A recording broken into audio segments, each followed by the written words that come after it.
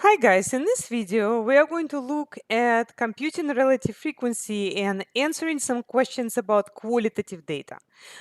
The first question is why this data is qualitative.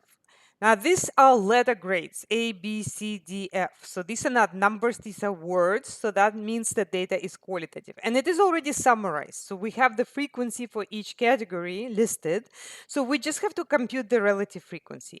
So the first thing you're gonna do is you're gonna get the Desmos graphing calculator. Now, if you go to the top right of the page, okay, so you go to the top right, you will see this symbol right here. This is little page there.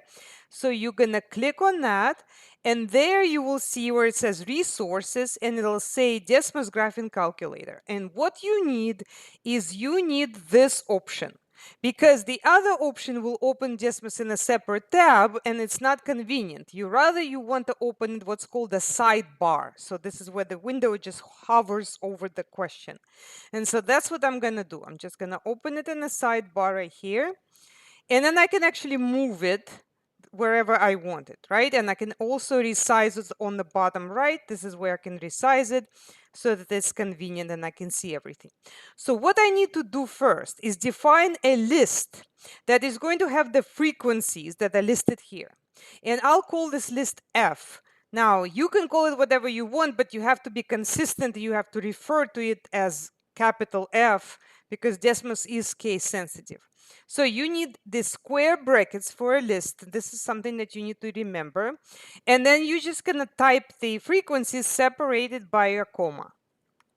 So I've just typed them. And then what I want to do is divide each frequency by the total.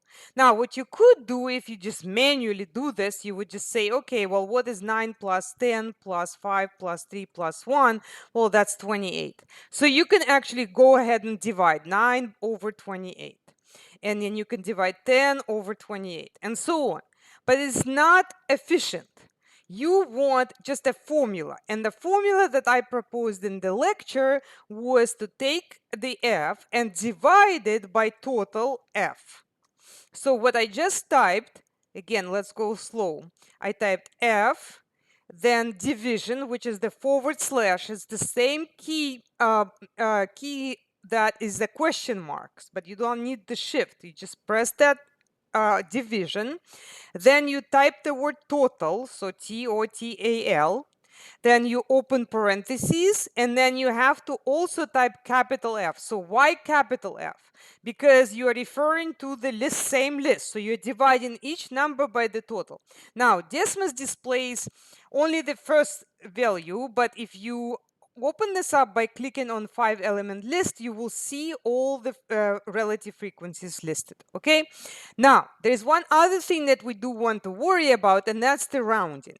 Here it says that the rounding should be 3 decimal places. So what I will do is just position my mouse in front of the fraction. So it should blink like right in front of it. And I'm going to type round. Then I open parentheses. Now at this point, it rounds to the nearest integer. So that's going to be actually all zeros. That's not what we want.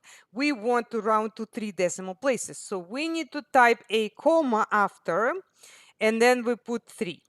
And now we've got our relative frequencies that we can just go ahead. You can actually select them and copy paste them. That would be another way to do it. So when you type, just make sure you don't mistype anything. All right, so these are our relative frequencies. So what we did is we took each frequency and divided it by the total frequency. Okay, so we filled it out. The next thing we do is answer the question. So it says, use the relative frequency table to find the proportion of students who got an A. Now, you have to be careful with the word proportion versus percentage. They are similar, but they don't mean the same thing. Proportion should be a decimal number. Percentage, you have to multiply that number by 100. Now, because it says proportion, that's the same thing as relative frequency. So that's just going to take me to 0.321. That's the answer here. The next question says, what percentage of students got an A? So it's the same thing, but I do have to convert it to percent by multiplying by 100. Okay, so now I got 32.1. 32.1% got an A. The next question says, what proportion of students got a B? So again, pay attention to the words percentage versus proportion, because proportion you just leave as a decimal. Okay, so got a B, well, that's it. So I'm just gonna paste that here. The last question says, what percentage of students failed the test? So got either a D or an F. Now that would be these two, right? And anytime you see this or business, right? Like this or that, always think add. So when you read the question and you see or, you are thinking, okay, that means that I need to add. So what you do is take the 0.107 plus 0.036.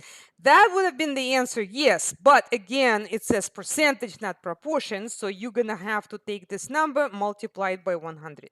And so the answer would be 14.3%.